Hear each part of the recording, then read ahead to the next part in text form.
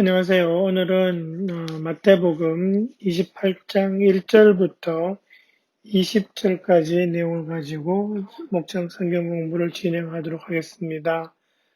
크리스마스 날에 하는 목장에서 또 예수님의 부활과 그 마지막 대사명을 공부하는 것이 참 뜻깊은 일이 아닐까라는 그런 생각을 해봅니다. 처음 그 28장 1절부터 10절까지의 내용에서 예수님의 부활에 대한 내용을 이야기하고 있는데요. 그 보시면은 그 사흘 만에 예수님께서 부활하신다고 하신 그 내용대로 부활하십니다.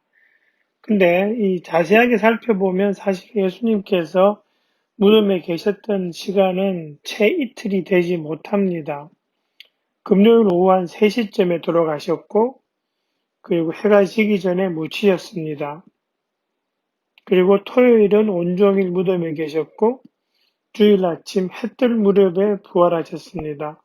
다시 말해서 무덤에 계셨던 시간은 해 진 이후부터, 그죠? 대략 한 6시경이라고 치면, 금요일은 한 6시간 정도, 토요일은 24시간, 주일 아침도 한 6, 7시 정도에 해가 뜬다고 생각하면 대략 한 36시간에서 37시간 이 정도 무덤에 계셨다고 우리가 추측해 볼 수 있습니다. 그런데 왜 사흘째라 그러냐 하면 많이 익히 들어보신 내용이지만 유대인들은 하루에 어떤 일정 부분이라도 걸리면 그것을 하루라고 치는 그런 셈법이 있습니다. 그러니까 다시 말해서 금, 토, 일 해서 사흘째, 그죠? 사흘째 되는 날에 예수님께서 부활하신 거죠. 근데 이것이 예수님께서 여러 차례 말씀하신 대로 이루어진 것입니다. 예수님께서 마태복음 16장 21절, 또 17장 23절, 그리고 20장 19절에서 사흘째에 되는 날에 부활하실 거라고 말씀하셨고, 그 말씀 그대로 지금 이루어지고 있는 것을 우리가 볼 수 있습니다. 또 보시면은 그 예수님께서 돌아가실 때에 지진이 났었는데요. 부활하실 때에도 지진이 납니다. 그리고 천사를 본 그 병사들이 두려워서 떱니다. 이 로마 병사들은 전쟁을 많이 치러보고 사람도 죽여보고 죽는 것을 많이 본 사람들입니다. 근데 그런 병사들이 지금 두려워서 떤다라는 것은 뭔가 그들이 이때까지 경험해 보지 못한 새로운 것을 지금 목격하고 있다라는 것을 지금 암시해 주고 있다고 우리가 생각해 볼 수 있습니다. 또 하나 우리가 좀 재미있게 볼 수 있는 것은요, 지금 이 살아있는 병사들은 죽은 사람처럼 되었다라고 되죠. 4절 마지막 부분에, 그죠? 근데 그 순간에 죽어 계시던 예수님은 부활하셨습니다. 산 자와 죽은 자가 이렇게 위치가 바뀌는 그런 것을 지금 이렇게 우리가 보고 있고요. 5절에서 보시면 그 천사들이 하는 말이 있죠. 십자가에 달리신 예수라는 그 대목입니다. 영어로는 Jesus the Crucified One 이렇게 되는데요. 이거 우리가 익히 들어본 익숙한 표현입니다. 십자가에 달리신 예수. 일종의 고유명사처럼 그 영어에서도 Jesus라는 말을 빼고 그냥 The Crucified One 그러면 예수님을 말씀하시는 그런 고유명사가 되어 있습니다. 그죠? 그리고 이 표현은 십자가에 달리신 예수라는 이 표현은 신약의 다른 편지서에서도 사도 바울이 몇 번 언급했는데요. 고린도전서 1장하고 2장 그리고 갈라디아에서 3장에서 이 표현을 그 사도 바울이 쓰고 있는 것을 우리가 볼 수 있습니다. 근데 우리가 이제 예수님의 부활을 여인들이 증언했다, 처음 봤다라고 하는데 사실은 그 첫 증언은 천사들이 합니다. 그죠? 보시면은 5절에 천사가 여자들에게 말하죠. 너희가 십자가에 달리신 예수를 찾는 줄 아는데 그는 여기에 계시지 않다. 그가 말씀하신 대로 그는 살아나셨다 해서 처음으로 증언한 사람은 천사입니다. 그죠? 약간 이제 우리가 보통 여인들이 제일 먼저 봤다 그러는데 그보다는 천사가 제일 먼저 봤다 그리고 증언했다라는 것이 성경의 이 표현대로 가장 정확한 표현입니다. 그러면서 이제 그 6절에 살아나셨다라는 표현 있죠. 영어로는 He is risen 그러죠. 또는 어떤 성경에는 He has risen 그러는데 He is risen 그러면 약간 수동태의 표현이죠. 그리고 어떤 또 다른 성경에서 보면 그는 He has been raised라고 이렇게 부활하심을 입었다라는 그런 표현을 씁니다. 다시 말해서 이 살아나셨다라는 표현 자체에 원어에 보면은 수동태의 의미가 있습니다. 그리고 이거를 영어로는 divine passive라고 그러거든요. 아주 고귀한 또는 성스러운 그런 수동태다 그러는데 이게 무슨 말이냐 하면은 예수님께서 부활하셨는데 본인 스스로 능동적으로 부활하신 게 아니라 어떤 분이 예수님을 부활시켰다라고 보는 것이 더 맞는 표현이라는 겁니다.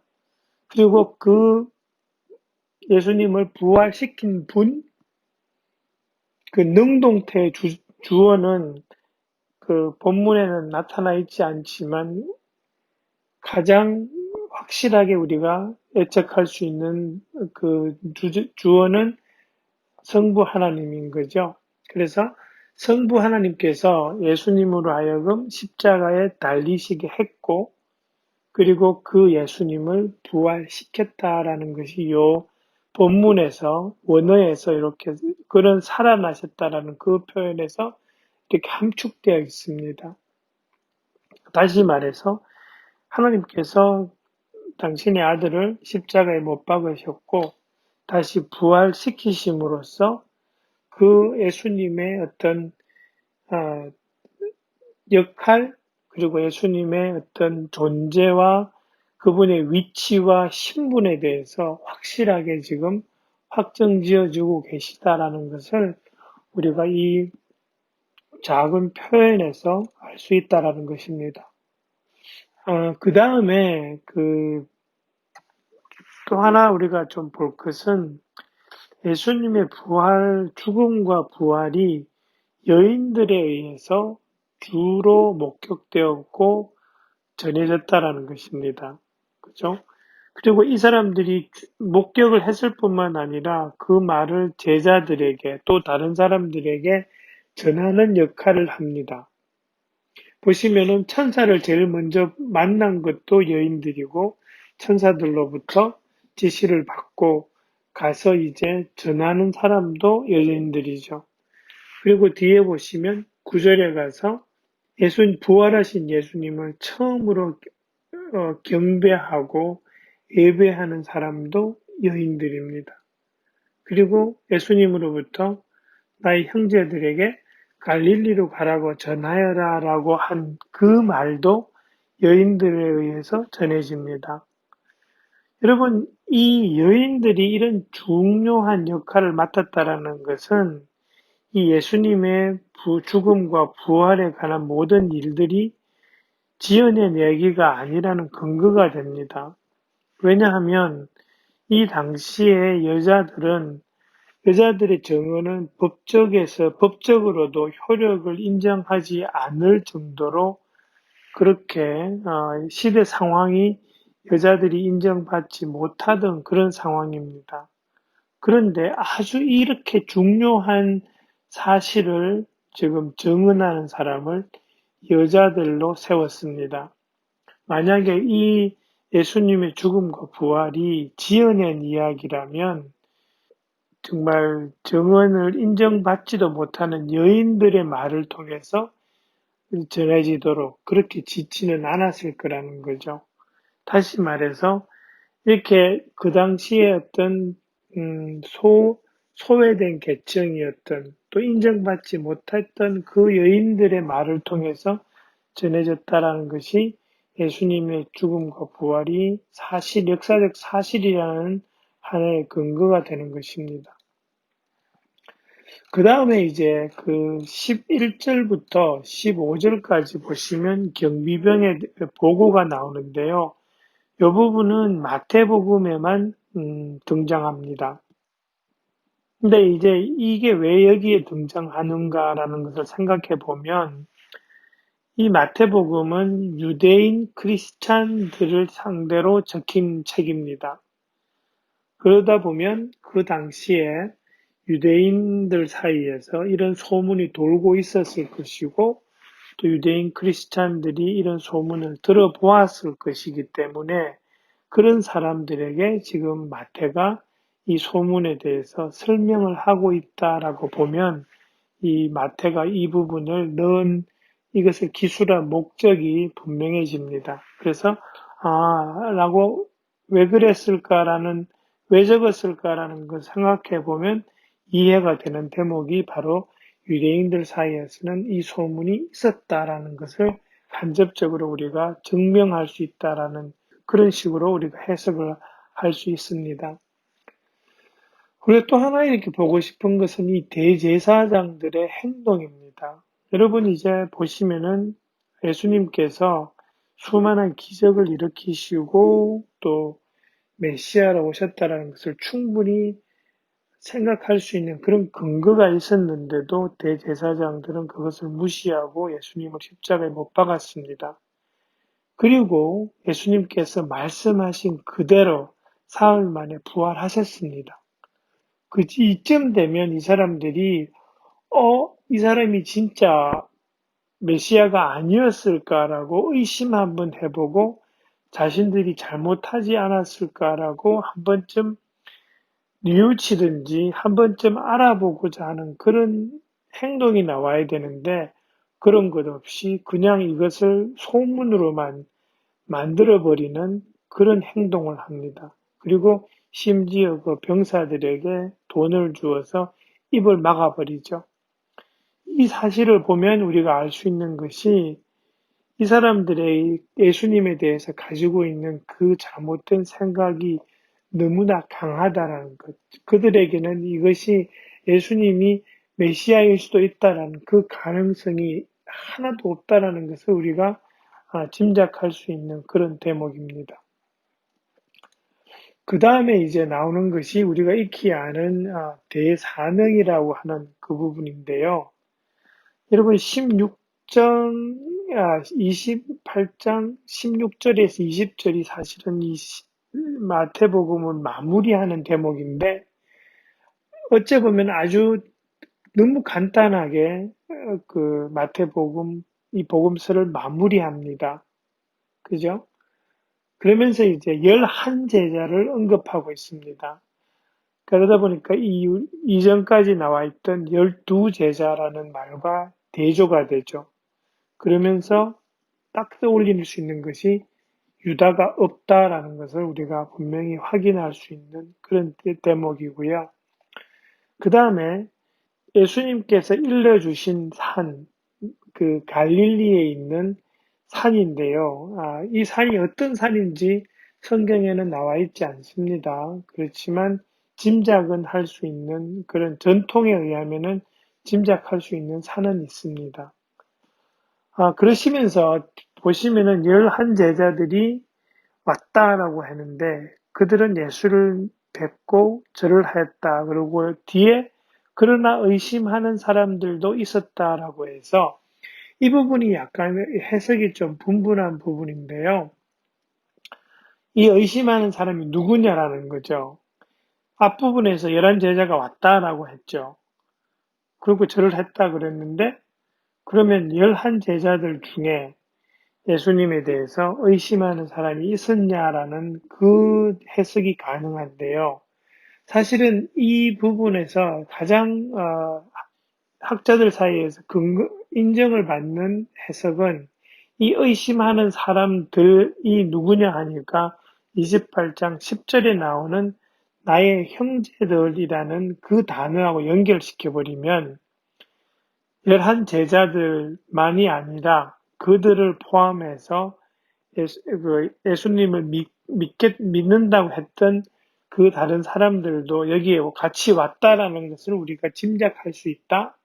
그래서 의심하는 사람은 11제자가 아니라 그때 같이 왔던 다른 사람들일 것이다라고 해석하는 것이 가장 합리적이다라고 그렇게 학자들이 추정을 합니다.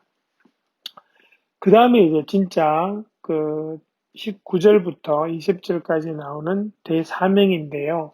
이 대사명은 헬라 원문을 보면 그 imperative, 그 명령형으로 나온 것은 딱 한 단어입니다. 그것은 제자를 삼는다라는 단어입니다.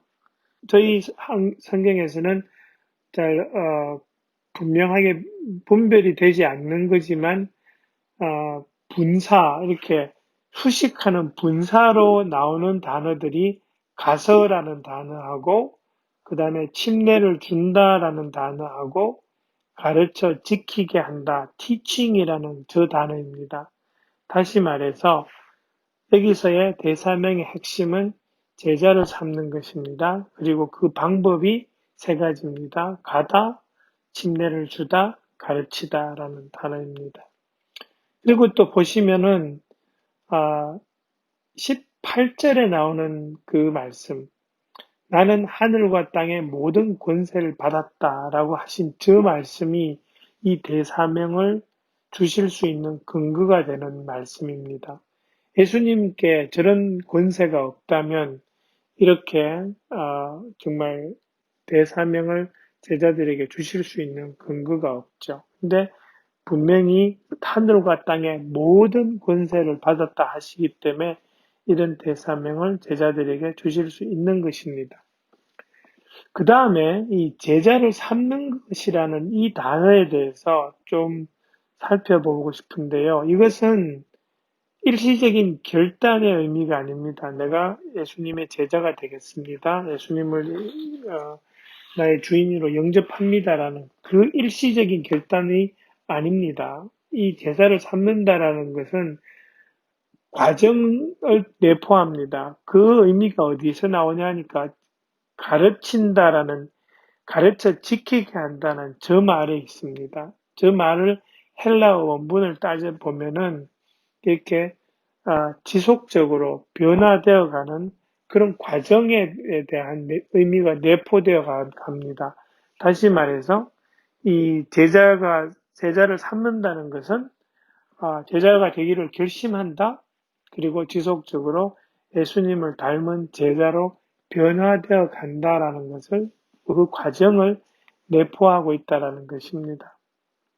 예, 여러분, 그래서 오늘은 여러분들 이 크리스마스 날 목장을 어떻게 하실지, 어떤 식으로 진행하실지 제가 모르겠지만 하여튼 간단하게나마 이번 이 아주 중요한 마태복음을 마치는 구절이니까 성경 공부 착실하게 잘 해주시기 바랍니다.